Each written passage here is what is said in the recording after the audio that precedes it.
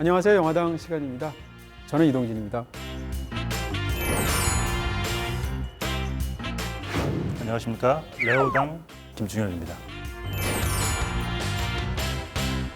오늘 특집으로 하게 된 이 감독이 굉장히 여러 배우들을 많이 전전하시다가 네네. 최종 종착지가 이 사람인 것 같아요. 누구? 레오. 레오. 네. 그래서 그런 사람이 되고자 레오당이라고 이름을 붙여봤습니다. 거장들의 선택을 받고 싶다 이런 또 말씀이시군요. 자, 오늘은 21세기의 마틴 스콜세지라는 주제를 갖고 왔습니다. 마틴 스콜세지는 워낙 큰 이름이라서 언젠가 한 번은 당연히 다룰 것이다 했는데 최근에 사일런스가 개봉을 했지 않습니까? 네. 그렇게 해서 마틴 스콜세지를 다루는데요. 이 마틴 스콜세지가 데뷔한 게 60년대 말입니다. 그러니까 올해 벌써 한 50년째 감독님이거든요. 그러니까 이 영화를 한 해에 다루는 너무 어려운 일이라서 그중에서도 역시 우리가 클린트 이스트우드에 그렇게 했던 것처럼 21세기에 나온 작품들 중에서만 가장 좋은 작품 3편을 꼽아서 오늘 다뤄보겠습니다.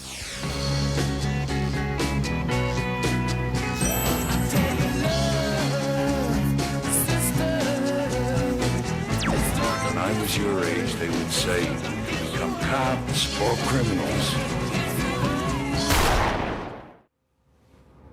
What's the difference?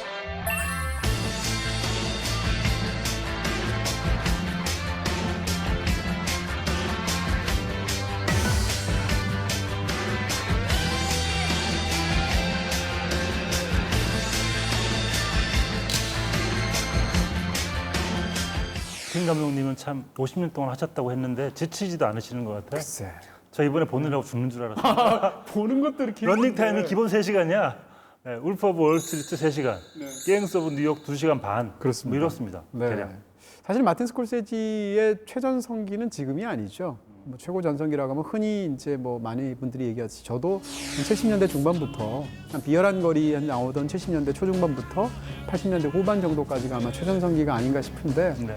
그래도 90년대 21세기에도 굉장히 좋은 영화 많아요. 90년대 영화 중에 제가 제일 좋아하는 건 카지노, 네. 좋은 친구들 두 편 꼽을 수 있을 거고요. 그리고 21세기에 들어서도 참 좋은 영화들이 많아서 오늘 고르는데 힘들었습니다. 네.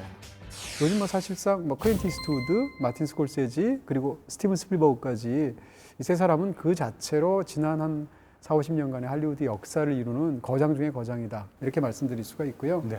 마틴 스콜세지를 간단하게라도 요약을 해야 되는데 참 어려운 일이에요. 근데 이렇게 얘기할 수 있습니다. 미국 영화사에서 보면 뉴 아메리칸 시네마라고 해서 60년대 말에서 70년대 중반까지 나왔던 일종의 뭐 영화 운동으로 보였던 그런 거대한 조류가 있었는데 마틴 스콜세지는 사실상 영화학교 출신으로 영화강 출신으로 최초로 감독이 돼서 맹렬하게 활동한 그 첫 세대라고 말할 수 있을 것 같아요. 네. 그 전까지는 영화학교를 나와서 영화를 하는 게 아니었거든요.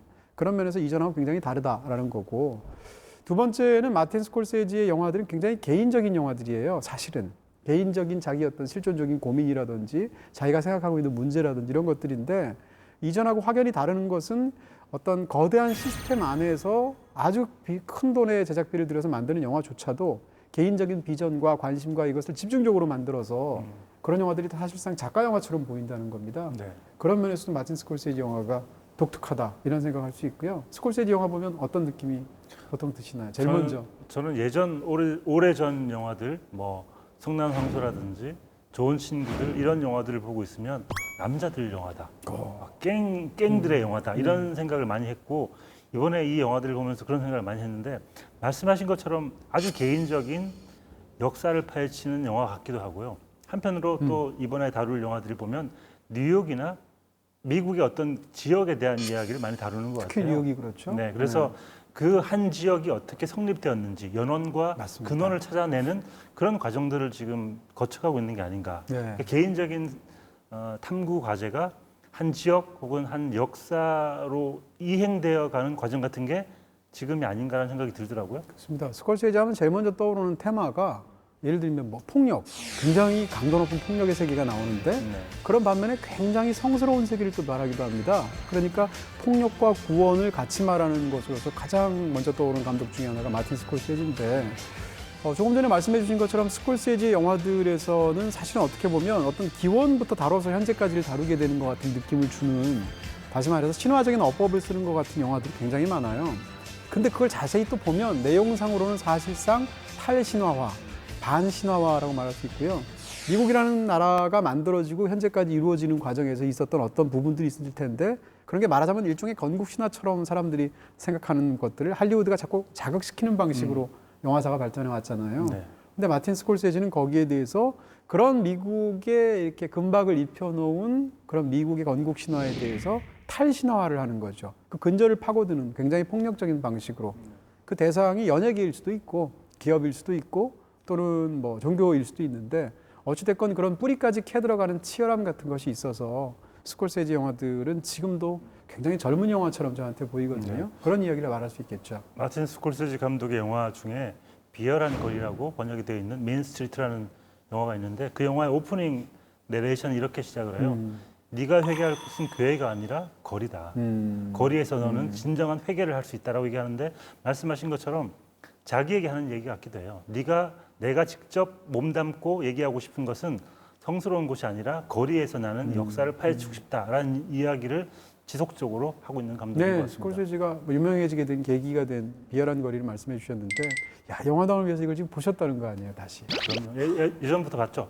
굉장히 비열한 거리는 봤었고요. 네네. 꽤 많이 좋아했었는데 최근에는 마틴 스콜세지 감독에 대한 관심이 좀 적어져서 이 세 작품은 이번에 다 처음 봤습니다. 그것도 저는 신기하네요. 굉장히 사실은 영화광이신데 어떻게 스콜세지? 저 영화 보기 전에 체크하거든요. 런닝 타임을. 2시간 넘어가면 잘 안 봐요. 저는. 네. 네, 저는 120분 이상 넘어가는 영화는 힘들어. 안 봅니다. 네.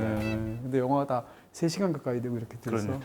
자, 그 힘든 노고의 흔적이 아마 1분 브리핑이 그대로 다 네. 압축이 돼 있지 않을까 싶은데요. 네. 어떤 걸 준비하셨는지 한번 보도록 하겠습니다. 네. 아까 그 노고의 흔적들이 그대로 뭔가 담겼을 것 같은데 N이라고 쓰여 있고. 네. 네. 최근에 제가 일본 브리핑을 통해서 너무 까불었던 것 같아서 학구적인, 지적인 네. 저로 돌아오기 위해서 좀 준비를 해봤고요. 네. 오늘은 이제 뇌생남 버전이시군요. 네. 하지만 제목은 지적이질 않죠. 왜요? 내래 마틴 스콜세지입니다라고 이제 북한식 말투처럼 마틴 스콜세지가 평안도 출신이라는 건 또 제가 또 처음 아는. 네. 이 내래는 우리가 흔히 얘기하는 내래 이게 아니고 내레이션. 내레이션. 마틴 스콜세지의 영화의 가장 큰 특징이 뭘까 생각을 해봤는데 역시 내레이션인 것 같아요. 오. 그래서 이제 5개 정도, 6개 정도의 영화에서 내레이션이 어떻게 쓰이고 있는지를 제가 좀 조사를 해봤는데요. 네. 좋은 친구들 카지노, 코미디의 왕, 휴고, 갱스 오브 뉴욕, 울프 오브 월스트리트까지 모든 영화가 내레이션이 쓰입니다. 좋은 친구들 같은 경우에는 이 N이라고 적혀 있는 부분이 뭐냐면 내레이터의 위치입니다. 보통 내레이션은 누가 화자가 누구이고 그 화자가 어떤 위치에서 어디까지를 회고하는지가 굉장히 중요하고 그렇겠죠. 전체 플롯을 장악하는 중요한 포인트일 텐데 좋은 친구들 같은 경우에는 내레이터가 제일 끝에 있습니다. 모든 이야기를 다 겪은 사람이 처음으로 돌아와서 그 이야기를 처음부터 이야기하는 방식으로 되어 있고요. 카지노도 거의 비슷한데 카지노는 거의 마지막 바로 전 단계까지 겪은 사람이 다시 처음부터 이야기하는 거고 뒷이야기 조금이 남아 있습니다. 그리고 코미디 왕 같은 경우에는 약간의 간접적 내레이터라고 할 수 있을 텐데요. 이 모든 이야기를 서술해 주지 않지만 아나운서 같은 사람들이 이야기 바깥에서 이 극의 형식을 이야기해 주는 방식으로 네. 펼쳐집니다. 그래서 코미디 왕은 약간의 다른 내레이션을 볼 수 있고요. 오늘 다룰 작품들은 이제 휴고 같은 경우인데 휴고는 어찌 보면 이 모든 이야기는 이사벨이 들려주는 이야기일 수 있어요. 클로이 모레츠가 모든 이야기를 들려주는데 다 보고 나면 내레이터의 위치가 앞이 아니라 제일 뒤에 있습니다. 어찌 보면 이 영화는 내레이터의 앞부분을 약간 감춰진 영화일 수도 있습니다. 이 모든 이야기를 이사벨이 들려주는 이야기인데 앞쪽에 내레이터를 삭제한 혹은 숨겨둔 형식으로 이 영화를 꾸며주었다. 이렇게 볼 수 있을 것 같고요. 갱스 오브 뉴욕은 좋은 친구들 마찬가지로 이 모든 이야기를 겪고 난 화자가 처음부터 이야기를 들려주는 방식. 역사가 중요하니까. 그렇죠. 네. 그리고 울프 오브 월스트리트가 좀 특이한 경우인데 이 시작하는 부분에서의 내레이터가 완전 끝에 있는 내레이터가 아니고 이 이야기의 후반부에 중요한 변화가 있는데 그 변화를 맞기 직전까지 경험을 했던 그 화자가 처음부터 들려주는 방식이에요. 이 이야기를 약간 추상적으로 들을 수 있겠지만 이 영화를 보시면 화자가 어디에 있는지 내레이션을 하는 사람이 대체 어디까지의 이야기를 알고 이 이야기를 들려주는 것인지를 생각을 하면서 보시면 제가 보기에 마틴 스콜세지 영화를 좀 더 재밌게 볼 수 있지 않을까 그런 생각이 듭니다. 그렇습니다. 내레이션이라면 내레이션 자체가 어떤 영화의 구조에 결정적인 영향을 미칠 수밖에 없고 네. 그 이야기를 다루는 영화의 태도를 그대로 반영하는 것이기 때문에 이런 것들 한번 생각하면서 보시면 특히 마틴 스콜세지는 역사 혹은 근원 이런 이야기를 하는 걸 좋아하는 감독이다 보니까 장면으로 보여줄 수 있는 것들도 꽤 많지만 이 장면 이외에 추가적으로 정보를 제공을 해야 되는 경우가 꽤 많아요. 그래서 내레이션을 좀 많이 쓰는 감독 중에 화법의 한 명인 것 경제성도 있다 이런 네. 말씀이시네요. 네. 네. My name is Jordan Belfort. The year I turned 26, I made $49 million. We're making a name for ourselves.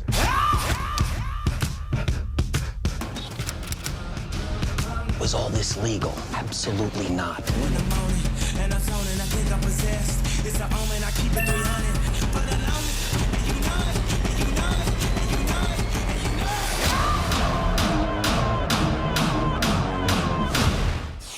네, 먼저 소개해드릴 작품은 이제 역순으로 한번 이야기를 할까 하고요. 더 울프 오브 월스트리트 이 작품을 하겠습니다. 네. 경쾌하게 3시간 동안 끊임없이 치고 나가는 영화더라고요. 거의 미친 듯한 그런 코미디 감각을 갖고 있는 이런 표현을 하면 약간 오해 소지가 있겠지만 정말 약을 복용하고 만든 것 같은 실제 이 약효가 3시간 이상 지속되는 것 같은 이상한 기운이 영화 전반에 뻗쳐 있습니다. 그렇게 하면 확실히 이해될 것 같아요. 절대 오해 없을 것 같고요. 네네. 바로 그런 감각이라고 말할 수 있을 것 같습니다. 영화 자체가 3시간 동안 뭐라고 그럴까요? 거의 아드레날린이 넘치는 것 같은 그런 통제할 수 없는 엄청난 과잉된 기운 같은 것이 있는데 그것이 사실은 이 이야기를 다루는 어떤 최선의 방법으로 보이는 그러면서 또 스콜세지의 뛰어난 연출력을 정말 장면을 갖고 막 그 자체로 공깃돌놀이를 하는 것 같은 그런 느낌? 그런 시작할 때 굉장한 감각이 경쾌한 있죠. 느낌이 어떻게 드냐면 좀 전에 말씀드린 것처럼 내레이션이 있는데요. 디카프리오가 내레이션 하잖아요. 나는 뭐 잘 살고 이런 얘기를 하면서 네네. 차를 보여주는데 차가 빨간색이에요. 빨간색인데 지나가는데 갑자기 내레이션이 내 차는 빨간색은 아니야. 하얀색이 자니까 갑자기 차가 하얀색으로 바뀌어.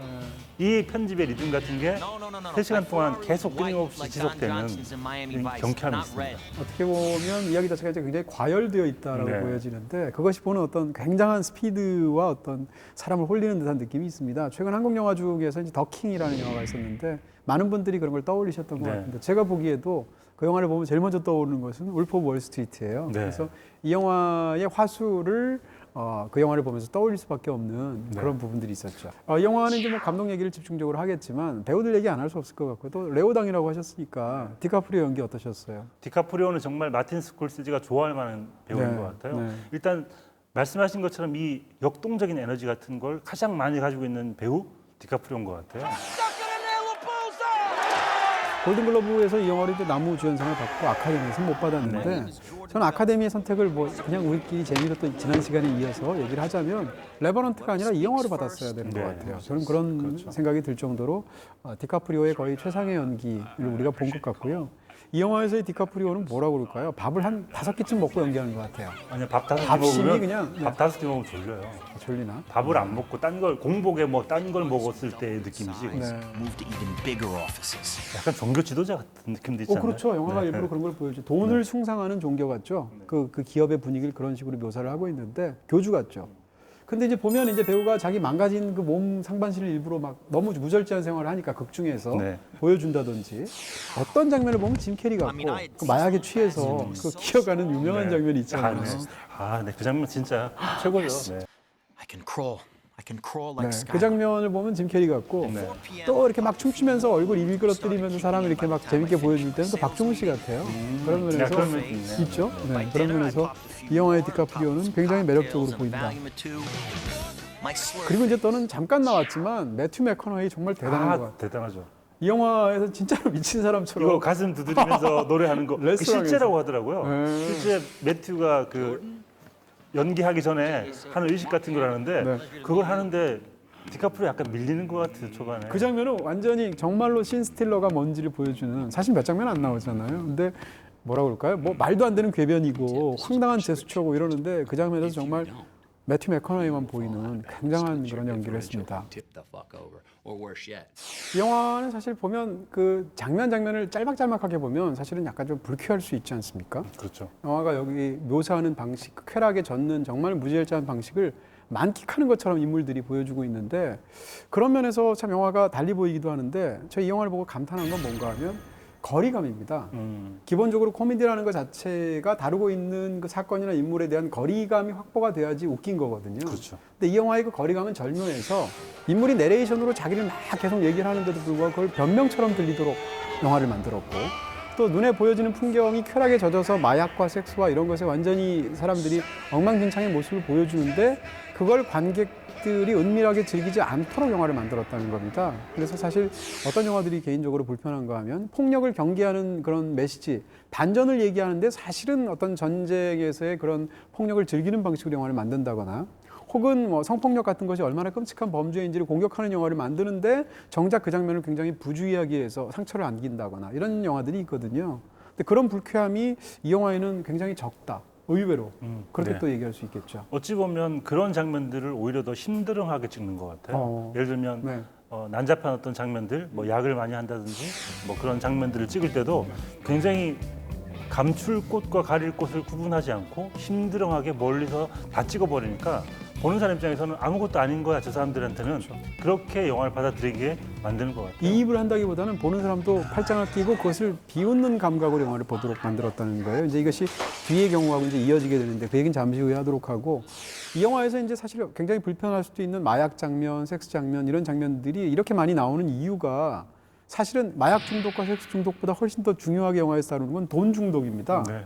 그러니까 어떻게 보면 최고의 최음제가 이 영화 속에서는 돈이라고 말할 수 있을 텐데 근데 그 돈에 관한 중독을 시각적으로 보여주는 게 마약과 섹스의 장면인 거예요. 네. 그런 면에서 이 관계들을 보는 것도 굉장히 흥미롭죠. 돈으로 할 수 있는 일이 뭐가 있을까 뭐 생각을 많이 해보겠지만 여기 저 재밌었던 장면이 디카프리오가 약에 취해서 헬기 모는 장면이 있잖아요. 헬기를 몬다는 것은 심지어 조종사 옆에 앉아 있고 약에 취해서 그 헬기를 몰고 자기 집 정원에 파킹을 한다는 거. 이게 얼마나 어마어마한 권력이죠. 돈자랑입니까? 이런 장면들 굉장히 유머러스하게, 유쾌하게 혹은 이상한 방식으로 그려내고 있다는 게 이 모든 기저에 돈이 있구나라는 걸 보여주고 있습니다. 영화를 보면서 그런 생각이 든 거예요. 돈이 원하는 게 뭘까 생각해 보면 돈이 원하는 건 언제나 더 많은 돈인 거죠. 그러니까 굉장히 맹목적인 속성이 있는 것이고 이 영화에서 이제 그 디카프리오가 맡은 그 조던이라는 인물을 보게 되면 돈이 없어서 이런 사기를 치고 범죄를 저지르고 엉망진창의 방식을 쓰는 게 아니에요.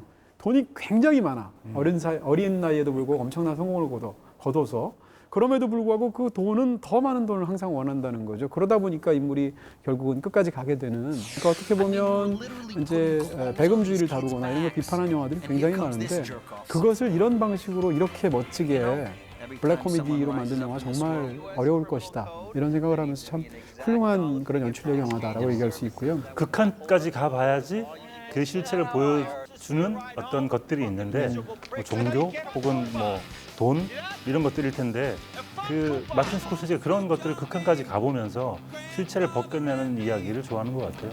이제 인물을 결국 어떻게 다루냐 하는 건데 조던 벨포트라는 인물조차도 사실은 극 중에서 보면 굉장히 흥미로운 게 이 인물의 핵심은 부끄러움이 없다는 거, 거리낌이 없다는 겁니다. 그러니까 예를 들면 부정한 방법으로 돈을 모으게 되고 혹은 마음대로 쾌락을 즐기고 그러면 사람들이 욕하면 어떡하지? 뭐 이런 식의 혹은 양심의 거리끼는 그런 부분이 전혀 없는 100%의 속물이다라는 얘기를 할 수 있고 그것이 영화에서 굉장히 중요해요. 그래서 이 인물을 보다 보면 관객 입장에서는 일종의 스크린보다 약간 높은 자리에서 도덕적인 우월감을 느끼게 됩니다. 그렇게 하면서 비록 나한테는 돈은 없지만 저렇게 쓰레기같이 사는 인간, 저렇게 나쁜 짓을 많이 하고 사는 인간에 대한 도덕적인 조소를 할 수 있게 되죠. 근데 이 영화가 정말 놀라운 것은 마지막 장면까지 보고 나면 서늘하죠. 카메라의 위치를 사실상 180도로 바꾸어서 관객 속에 돌려주는 것 같은 어떤 장면이 마지막에 나오게 되는데 그 장면을 딱 보고 나면 우리가 그토록 조소했던 저 인물로부터 내가 그렇게 멀리 떨어져 있지 않구나라는 것을 느끼게 해주는 방식으로 정말 훌륭한 엔딩으로 끝나는 작품이에요. 말씀하신 것처럼 초반의 연출이 저는 흥미로웠던 것이 이 조던 벨포트라는 사람이 타락해 가는 과정을 보여주진 않아요. 네. 이 사람이 그냥 등장해서 네. 어떤 회사에 들어갔다가 바로 타락으로 이어지거든요. 그러면서 고민이 별로 없어요. 그래서 만약에 조던 벨포트가 어떤 유혹에 시달리고 타락해 가는 과정을 그렸다면 우리가 그 사람에게 감정이입을 할 텐데 그렇죠. 등장하자마자 바로 타락해져 버리니까 말씀하신 것 같은 도덕적 우위에 우리가 서게 되는 이상한 거리두기가 생기는 것 같아요. 그렇습니다. 뭐 저는 그런 생각을 한 적이 있어요. 그러니까 좋은 영화는 관객을 돌아보게 만들고 뻔한 영화는 주인공을 돌아보게 만들어요. 그러니까 주인공 자체가 돌아보면서 교훈을 얻는 영화를 우리가 보통 뻔한 영화라고 말을 하고 항상 그런 건 아니지만 네. 진짜 좋은 영화는 주인공이 어떻든 간에 이 영화 속에서 주인공은 후회를 안 하잖아요. 그리고 뉘우치지도 않잖아요. 그럼에도 불구하고 영화를 다 보고 나면 관객 자체가 그런 성찰을 얻게 된다는 겁니다. 그런 면에서도 사실은 굉장히 난잡하고 쾌락적인 영화로 보이는 영화가 어떻게 보면 굉장히 도덕적이고 계몽적인 영화일 수도 있다.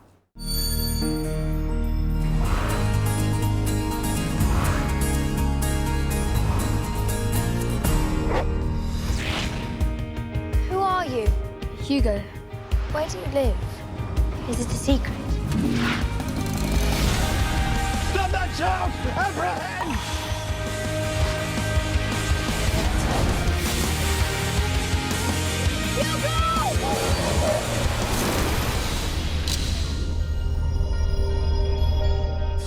두 번째 소개드릴 작품은 휴고입니다. 네, 이 작품은 사실 보면 마틴 스콜세지가 이런 영화를 만들어 싶을 정도로 초반에 특히 정조를 보면 후반까지 보면 아 이래서 만들었구나 싶지만 그런 느낌이 들죠. 전 너무 좋았어요. 네. 그래서 약간 웨스 앤더슨의 정조도 약간 있고요.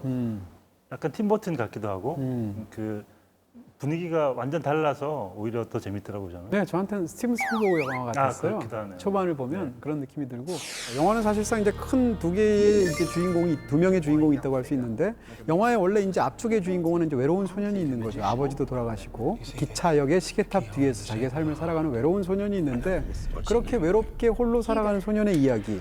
그 다음에 과거에는 엄청난 영화를 누리면서 영화사의 결정적인 역할을 했던 실존 인물이었던 조르주 멜리웨스라는 감독이 있는데 지금은 퇴락해서 그로부터 완전히 떨어진 삶을 살고 역시 처박혀 있는 어떤 남자의 이야기. 이 두 가지 이야기가 겹치면서 그 소통이 일어나게 되고 그러면서 어떻게 보면 이 사람의 꿈과 그 다음에 이 아이의 아버지의 꿈과 이 세 가지가 겹치게 되면서 관객들이 영화에 대해서 잊혀졌던 어떤 오랜 꿈을 살려주는 그런 어떤 영화라고 말할 수 있겠죠. 어떻게 보면 영화를 위한 영화라고 말할 수 있고요. 단적으로 얘기하면 영화라는 장르에 바치는 마틴 스콜세지의 러브레터 같은 영화다. 이렇게 결론적으로 말할 수 있어요. 혹시 영화의 역사 혹은 뭐 초창기 최초의 영화 이런 거 궁금하신 분들 있잖아요. 그런 자료들 구하기 힘드시잖아요. 휴고 보시면 될 것 같아요. 그렇습니다. 휴고 안에 그 모든 자료들이 집대성이 돼 있고 그 모든 이야기들이 총체적으로 녹아 있기 때문에 휴고라는 영화를 보는 것만으로도 영화가 어떤 길을 걸어왔는지를 간접적으로 볼 수 있는, 경험할 수 있는 어떤 기회일 것 같아요. 처음에는 왜 하필 이 배경이 기차역의 시계탑인가, 그래서 왜 이런 세계를 다루나, 시계탑이라는 것 자체가 톱니바퀴에 의해서 시계가 움직이고 그 시계로 인해서 기차들이 정시에 왔다가 가고 이런 식의 비유나 은유겠거니 했는데 뒤에 가면 사실 이게 영화라는 장르를 설명해 준 두 개의 키워드인 것 같아요. 네. 시간 그리고 이 그 기차 이 두 가지가 어쩌면 영화를 설명해 주는 중요한 키워드이기 때문에 이 공간을 설정한 것 같다는 생각이 듭니다. 네, 영화도 짧게 나오지만 1895년 12월 28일 날 영화 역사가 처음 시작했는데 리메르가 이제 파리에 있는 한 카페에서 사람들을 불러서 돈을 받고 영화를 상영했죠. 네. 그 최초 영화가 바로 많이 알려진 것처럼 기차의 도착이라는 영화인데 그런 의미에서 이 영화에서 기차역이나 기차를 다루게 된 것이 어떤 의미를 가진다라는 것이 아마 상상이 되실 것이고요. 한 가지만 더 이야기하면 이 영화를 볼 때 이제 보시면 다 또 짐작이 되는 부분이 있겠지만 초기 영화에 대해서 조금 더 많이 알면 더 영화가 재밌는 것도 사실입니다. 네. 극 중에서 나오는 이제 조르주 멜리에스라는 굉장히 영화 역사에서 결정적인 역할을 했던 감독에 대한 간단한 이해가 필요할 수 있을 것 같은데요. 네. 아주 거칠게 말을 한다면 영화가 딱 처음 시작이 됐지 않습니까? 영화 매체가 1895년에 처음 시작이 됐는데 처음 시작됐던 그 단계에서는 사람들이 다 눈에 보이는 것만 찍었다는 거죠. 근데 최초로 가시적으로 사람들이 직접 볼 수 있는 현실 세계의 너머를 찍은 최초의 감독이 조르주 멜리에스라고 말할 수 있어요. 그래서 상상의 영역을 영화 속에 끌어들이게 됐는데 그러니까 말하자면 영화가 리얼리티의 어떤 역사가 있고 판타지 역사가 있다고 하면 리얼리티 역사는 르미에로부터 출발했고 판타지 역사는 조르주 멜리에스로부터 출발했다라고 거칠게 요약을 할 수 있습니다. 영화에도 등장하지만 조르주 멜리어스가 중요했던 두 가지 이유일 것 같은데요. 네. 하나는 일단 이 사람이 마술사로 출발을 해서 이 마술의 영역을 영화에다 접목시켰다. 그렇죠. 그리고 네. 영화가 편집의 예술임을 조르주 멜리어스가 거의 최초로 초창기에 이 필름과 필름을 이어붙임으로써 자신의 마술의 효과를 설명하려고 했던 게 어쩌면 지금까지 영화라는 마술을 만들게 된 계기 같은 게 되지 않았나라는 이 측면에서 조르지 멜리어스가 영화 역사의 중요한 인물이기 때문에 이런 이야기를 다루지 않았나 싶어요. 그렇습니다. 오늘 뭐 주제 자체가 이제 마틴 스콜세지에 관한 부분인데, 그래서 마틴 스콜세지가 왜 이 이야기에 매혹이 됐을까? 원작이 있지 않습니까? 네. 근데 저는 그런 생각이 드는 거예요. 마틴 스콜세지를 설명하는 여러 가지가 있는데 그 중에 하나의 키워드가 영화광이 있죠. 감독들이라고 해서 다 영화광이 아니에요. 네. 감독들 중에서는 영화를 보는 걸 별로 오히려 게으르게 보는 사람들도 있는데, 어떤 감독들은 영화를 보는 걸 너무 좋아하는 감독들이 있는 거죠. 스콜세지가 그런 영화광 출신의 대표적인 감독인데, 스콜세지는 일단 영화 역사에 대한 다큐멘터리도 만든 적이 있고 2007년도부터 주로 고전 영화들을 복원하는 일을 만드는 뭐 그런 공적 재단이라고 할 수 있는 세계 영화 기금이라는 재단을 만들어서 그 일도 굉장히 열심히 하거든요. 그래서 그 세계 영화 기금을 통해서 우리나라 영화인 바로 김기영 감독의 하녀도 복원이 됐어요. 바로 그런 어떤 영화광으로서의 관심, 그리고 자기가 처음 어렸을 때 영화에 몰입되었던 그 첫 순간에 대한 어떤 그 설레임, 이런 것들을 떠올리면서 만든 영화가 휴고다, 이렇게 생각을 하시면 좋지 않을까 싶어요. 사실 이 영화 속에는 두 가지 첫사랑이 있어요. 하나는 휴고 입장에서 처음으로 자기가 좋아하는 소녀에 대한 사랑이 있죠. 영화에 또 한 가지 더 중요한 사랑이 있는데, 그것은 뭔가 하면 영화를 처음 극장에서 보는 순간 완전히 사로잡힌 첫사랑, 영화에 대한 사랑이 있는데 이 두 가지를 겹치는 영화인 거예요. 근데 이제 후반부를 보게 되면 극 중에서 이 두 소년 소녀가 극장을 가죠. 그러니까 처음으로 영화라는 걸 태어나서 처음 보는 거예요. 그 영화가 뭔가 하면 실제 있는 영화이고, 영화 역사에서 무성 영화에서 이제 굉장히 액션 스타들이 많았는데 액션을 위주로 연기하는, 그 중에 하나가 해롤드 로이드라는 스타죠. 그 스타가 했던 가장 유명한 영화가 바로 세이프티 레스트라는 영화인데, 많이 보셨을 거예요. 시계탑에서 시계 거꾸로 매달리게 되는. 그 영화를 보면서 두 사람이 완전히 빠져드는 걸 보여주게 되는데, 그 모습에서 마틴 스콜세지는 자기 자신을 봤겠죠. 처음 영화를 보았던 순간을. 그런 어떤, 우리가 사실 영화가 너무 많아서 이제는 영화 한 편 볼 때마다 막 설레고 이러지는 않잖아요. 그랬던 순간조차 내가 정말 최초의 영화를 사랑했던 순간 이렇지 생각하면 풋풋해지잖아요. 네. 그런 설레임을 담고 있는 영화다, 이렇게 얘기할 수 있습니다. 아마도 이 영화를 보시면 모두 자신이 처음으로 봤던 영화 생각을 할 것 같아요. 네. 처음 봤던 영화 뭐 기억? 저는 에마 부인 아니에요? 속공개초라고요. 성룡 성룡 영화. 네. 성룡 영화를 처음으로 봐가지고 네. 지금도 성룡을 좋아하죠. 네.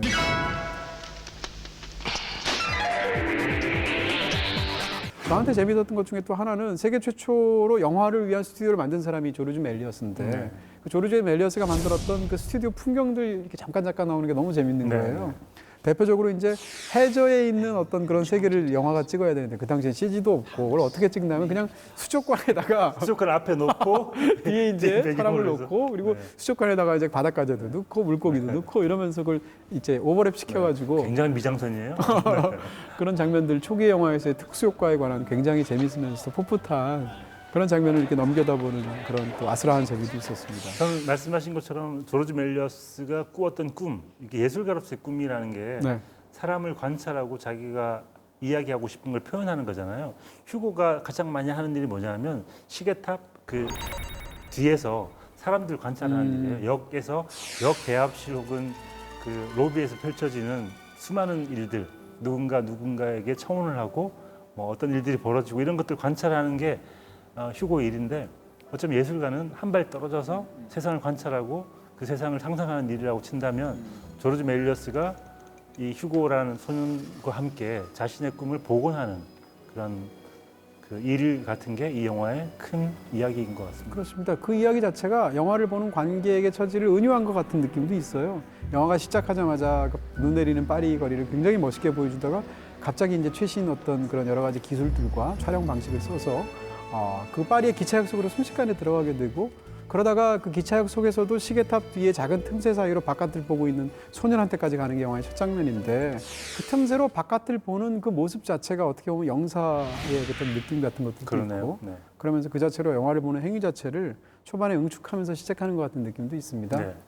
여기 역에 등장하는 사람들이 그러니까 휴고가 멀리서 바라보기 때문에 소리를 잘 들을 수는 없잖아요. 그런 의미에서 약간 이 역에서 벌어지는 풍경이 초창기 무성 영화의 한 장면 그렇게 같이 볼 수도 보이기도 해요. 있겠네요. 네. 샤샤 바론 코온 같은 경우는 약간 코스염이 있는 것도 그렇고 네. 무성 영화의 스타 같은 느낌이 분명히 있습니다. 그러네요. 네. 네. On my challenge, we are met at this chosen ground.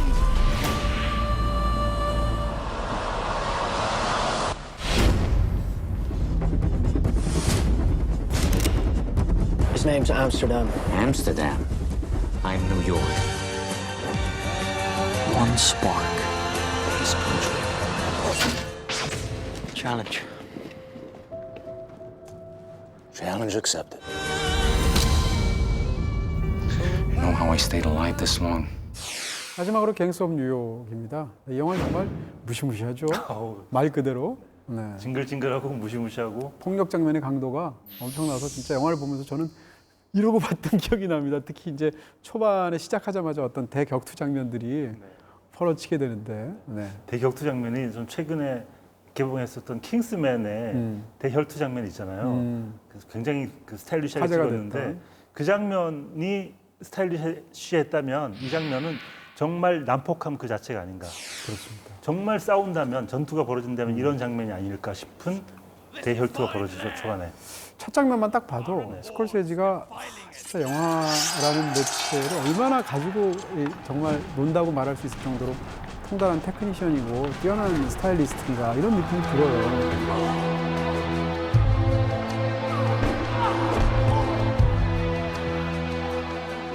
정말로 내 앞에서 그런 이 난장판의 혈투가 벌어지는 것 같아서 가슴을 졸이면서 보게 되거든요. 그래서 그 장면을 딱 보면 야, 스콜세지가 진짜 굉장하구나. 싸움 자체도 처음에는 다니엘 데이루이스가 그 도끼 같은 그런 칼을 이용해서 여러 사람을 해치우는 걸 좀 길게 보여주다가 뒤로 갈수록 쇼트가 점점점 빨라지면서 그 난장판의 아비규환을 보여주다가 또 부감으로 보여주는 방식 등등까지 진짜 탁월한 무시무시한 그런 액션 장면입니다. 그래서 말하자면 이제 스콜세지의 일생일대 기획 중에 하나라고 할 수 있는데 70년대 후반에 스콜세지가 처음 기획한 작품이었거든요. 근데 당시에 이제 제작비를 구하지 못한 부분이 있었고 당시에 또 이제 할리우드 영화 역사에서 굉장히 큰 파란을 일으켰던 천국의 문이라는 작품이 있는데 그 당시에 마이클 치미로가 이제 디언터로 성공해서 이 영화를 만들었는데 그 영화를 어마어마한 돈을 투자해서 만들었는데 영화가 정말 쫄딱 망한 거죠. 그래서 영화사에 어마어마한 위기가 생겼었거든요. 그래서 그 여파로 이 영화의 기획이 무너졌습니다. 못하게 된 거예요. 그러다가 20여 년 세월이 지나서 드디어 만든 일생일대 영화거든요. 만들다 보니까 이 영화는 마틴 스콜세지는 이 영화를 통해서 말하자면 미국의 역사를 그리고 싶고 1840년대, 60년대 이 세월을 통해서 거대한 벽화를 그리고 싶으니까 돈이 많이 들 수밖에 없잖아요.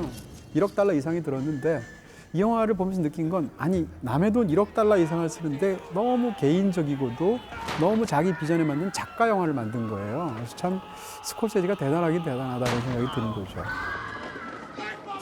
자, 이 영화를 이제 우리가 반하도록 만든 것들이 굉장히 많은데 일단 배우도 엄청나지 않습니까? 다니엘 데이루이스는 제가 워낙 좋아했던 배우인데 네.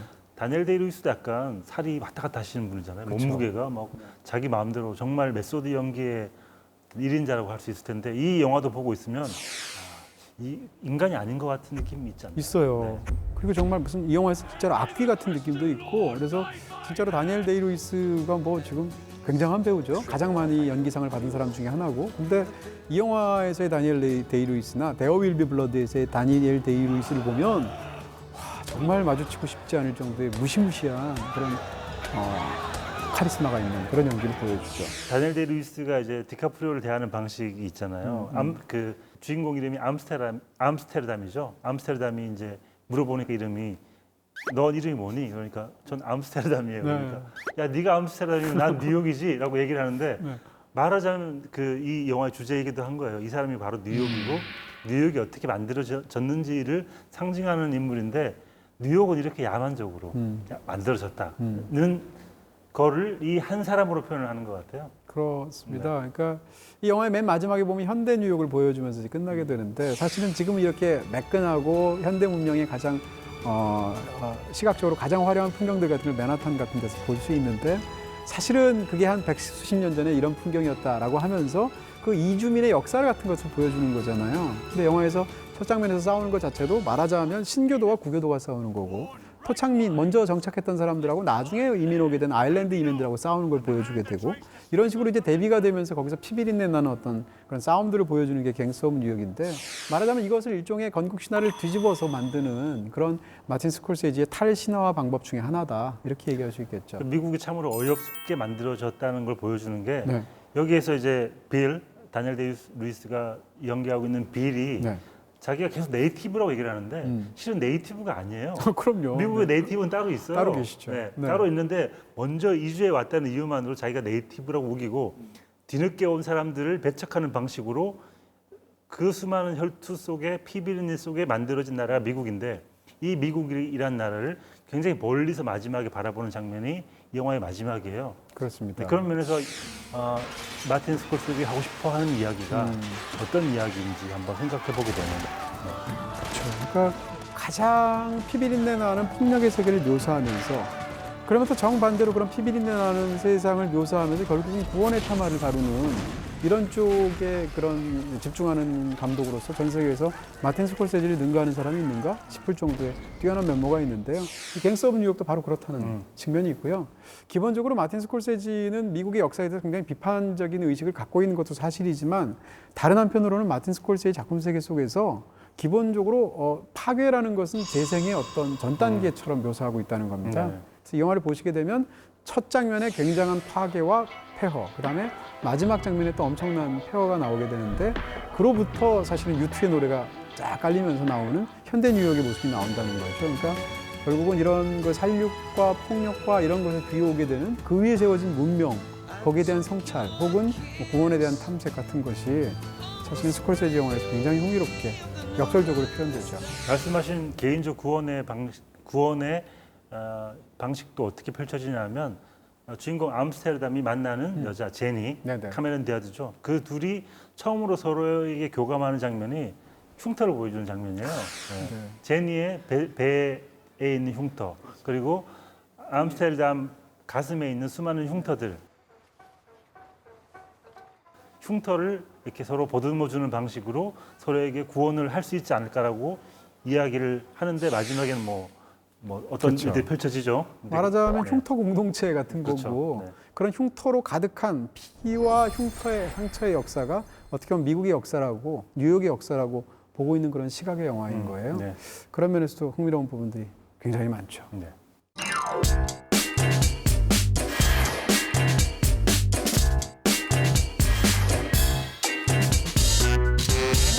자, 평상시에 이렇게 막 피범벅인 영화, 피비린내 나는 영화 좀 덜 좋아하시는 걸로 알고 있는데 과연 어떤 걸 고르실지 너무 뻔한 다 얘기해 버리셨네. 휴거 아닌가요?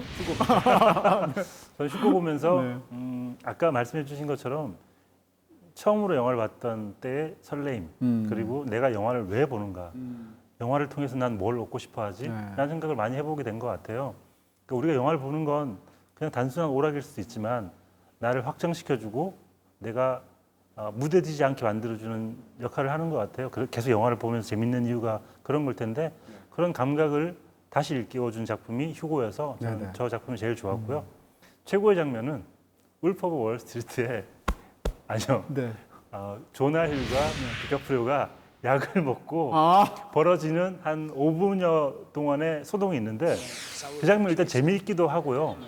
굉장히 의미심장한 장면이기도 하고 연기를 너무 잘해서 너무 잘하죠. 그 장면 I 잊을 mean, 수가 I had 없고 skipped the tingle phase and went straight to the drool phase. 그 장면에서 그 디카프리오와 조나 힐의 연기를 보고 있으면 이 사람들의 이 연기가 어떻게 이루어졌을까를 되게 궁금하게 만드는 그런 방식이어서 그 장면을 전 최고의 연기 혹은 장면으로 꼽고 싶습니다. 저는 세 편 중에 제일 좋아하는 게 계속 겹치는데 휴고입니다. 아 그래요? 네. 의외인데요? 의외인가요? 예. 네. 휴고를 굉장히 좋아합니다. 사실은 아무도 21세기의 최고작을 휴고라고 안 꼽을 것 같고요, 스콜세이지를. 근데 저는 휴고를 개인적인 이유로 전 울프 오브 월스트리트 하실 줄 알았어요. 한 저 영화도 진짜 훌륭하죠. 네, 네. 다 훌륭하고 좋아하는 영화인데요. 뭐 항상 저희는 선택을 해야 되니까 휴고를 제일 좋아합니다. 휴고를 제일 좋아하는 이유는 그러니까 이게 단순히 영화에 관해서도 어떤 그런 감정을 건드려주는 장면이 있기도 하지만 우리가 뭔가를 처음 사랑하는 순간이 저랬지. 그것이 학문이든 사람이든 아니면 매체이든 영화이든 무엇이든 처음 우리가 무언가를 사랑하는 순간의 설레임을 상기시켜주는 걸로 너무나 로맨틱한 영화인 거예요. 네. 저는 그래서 휴고를 좋아하고요. 장면 하나를 고른다면 저는 갱스 오브 뉴욕입니다. 첫 장면. 그 영화를 보면서 정말로 이렇게 요즘 그 당시에 그 없지 않았나? 4DX에서 보는 것 같은 의자에 결박된 채 보는 느낌 있지 않습니까? 내 위에 올라타가지고 칼을 휘두르면서 다니엘 데이 루이스가 연기하는 것 같은 느낌. 그래서 그때 그 압도적인 느낌을 지금도 잊을 수가 없어서 이게 진짜 스콜세지지라는 느낌으로 그 장면을 골랐습니다.